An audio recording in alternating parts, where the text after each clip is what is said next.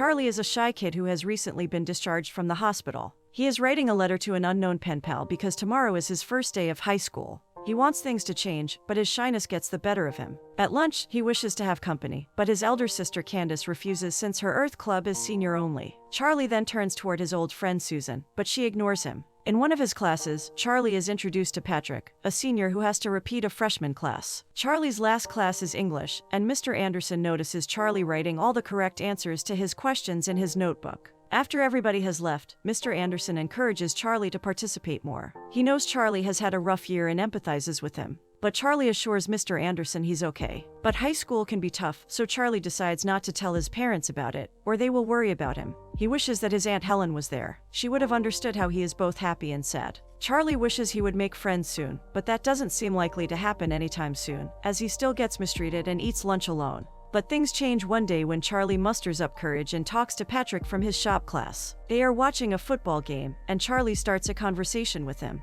They are soon joined by Sam. Charlie gets to hang out with them after the game. They have food together and talk about music. Charlie shares that his Aunt Helen said he should be a writer. Sam advises Charlie to write about her and Patrick adds a hilarious name to it. Charlie asks them how long they have been dating, as they seem very happy. Both laugh and Sam tells him that Patrick is her stepbrother. They give him a ride back home. Charlie is happy after a very long time, but his smile soon disappears when he sees his sister's boyfriend. Derek slaps his sister after an argument.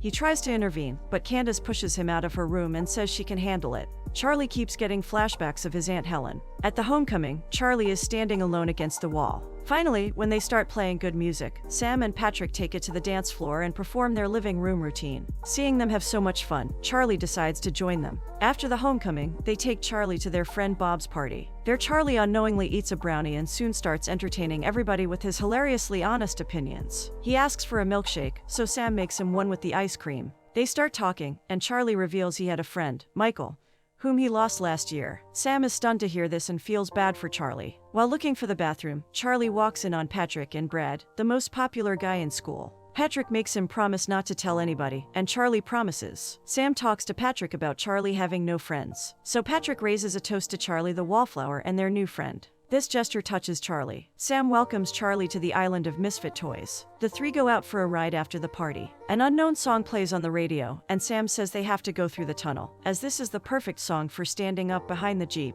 and spreading her arms as the Jeep cuts through the freezing winds. Charlie looks at Sam and can imagine how liberated and infinite it must feel. With Sam and Patrick by his side, Charlie has started indulging in a lot of activities that he thought he never would, like listening to Sam's collection of songs, reading extra books outside class, and writing essays. It turns out Mr. Anderson is also a writer and helps him with his extra activities. Charlie's favorite time is lunch when he meets Sam, Patrick, and Mary Elizabeth, who acts like his father after a long day, and Alice, who steals jeans from the stores even though her family is wealthy. Charlie likes Sam and makes a mixtape for her so she knows how he feels. Charlie also visits the Rocky Horror Picture Show, where Patrick and Sam are participating. At the after party, Charlie finds Sam sitting alone. He asks if everything is okay. She is worried she wouldn't get into Pennsylvania State University because she didn't score well on her Scholastic Assessment test. Charlie offers to help her study for the next exam. He gets jealous when he sees Sam dance with her boyfriend, Craig, a photography student in college. Charlie starts tutoring Sam. Soon it is Christmas, and Charlie helps Sam with her Secret Santa plan.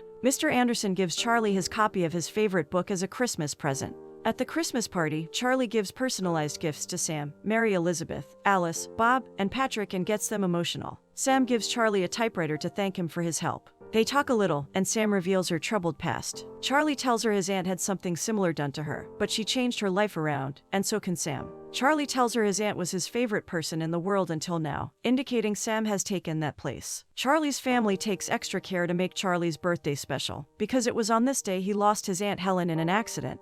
He frequently gets the flashback, and after the New Year's party, he wanders off into the street and lies on the fresh snow to make a snow angel as he remembers his aunt.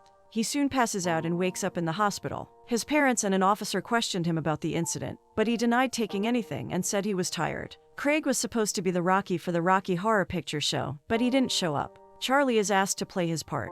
Charlie enjoys himself on the stage. After the show, Mary Elizabeth asks Charlie to go to the school dance with her. They soon get into a pseudo-relationship, but Charlie cannot get Sam out of his head. Charlie goes along with the relationship because he is too good to hurt somebody's feelings. But he soon gets an opportunity. One might consider it one of the worst ways to break up, but it had to be done. The group is playing Truth and Dare, and Patrick asks Charlie to kiss the prettiest girl in the room. Mary Elizabeth expects it to be her, but Charlie turns towards Sam, to her dismay, upsetting both Sam and Mary Elizabeth.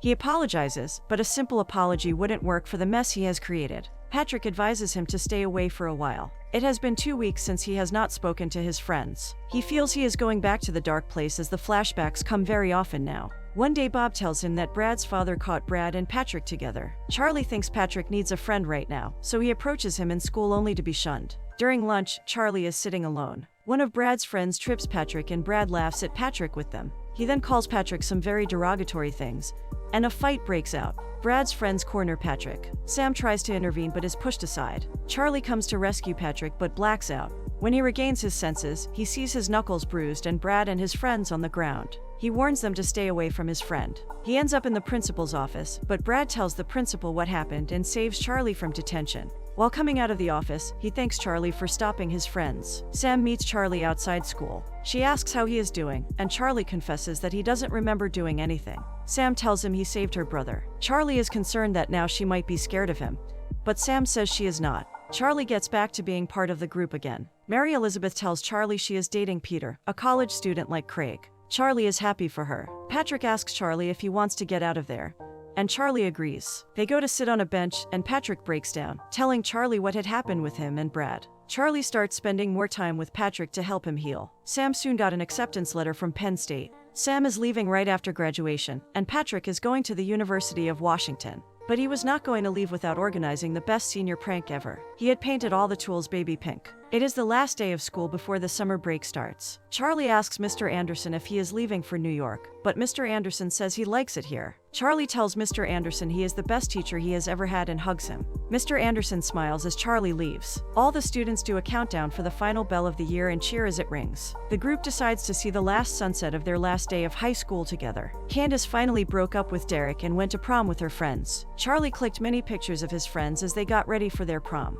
He was happy because his friends were happy. After prom, Sam discovers Craig has been cheating on her this whole time. Charlie comes to her graduation ceremony and hugs her. He believes it is her time to shine after whatever happened. At Sam's going away party, Charlie wanted to tell Sam about their ride and how for the first time, he felt as if he belonged somewhere. She will be leaving the next day, so Charlie gives her all his books because they are a part of him. Sam gets emotional. Charlie stays with her late, helping her pack. She tells Charlie she had lunch with Craig for the first time after they broke up. She wonders why they pick people who treat them like they are nothing. Charlie repeats what Mr. Anderson had once said to him: "We accept the love we think we deserve." He tells her that he wants her to be happy. They confide in each other about their feelings. The next day, Sam leaves. Charlie's mental health deteriorates as he starts banging his head repeatedly, saying "my fault." He tells himself to stop crying as tears keep rolling down his cheeks. He calls Candace, who is at her friend's place, and blames himself for Aunt Helen's accident. Candace quickly asks her friends to call the cops and send them to her house. The police opens the door and find Charlie unconscious. He is taken to the hospital, where he meets with the psychiatrist, Dr. Burton. She helps him by getting his repressed memories back so they can address them.